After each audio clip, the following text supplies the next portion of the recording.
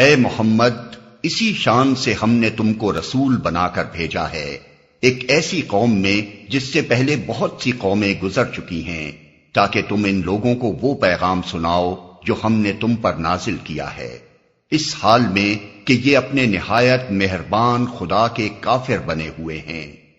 ان سے کہو کہ وہی میرا رب ہے، اس کے سوا کوئی معبود نہیں، اسی پر میں نے بھروسہ کیا اور وہی میرا ملجا و ماوا ہے۔ اور کیا ہو جاتا اگر کوئی ایسا قرآن اتار دیا جاتا جس کے زور سے پہاڑ چلنے لگتے، یا زمین شق ہو جاتی، یا مردے قبروں سے نکل کر بولنے لگتے۔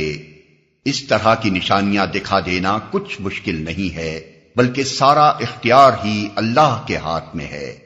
پھر کیا اہل ایمان ابھی تک کفار کی طلب کے جواب میں کسی نشانی کے ظہور کی آس لگائے بیٹھے ہیں، اور وہ یہ جان کر مایوس نہیں ہو گئے کہ اگر اللہ چاہتا تو سارے انسانوں کو ہدایت دے دیتا؟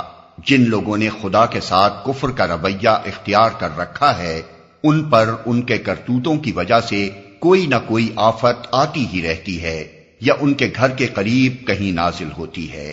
یہ سلسلہ چلتا رہے گا یہاں تک کہ اللہ کا وعدہ آن پورا ہو۔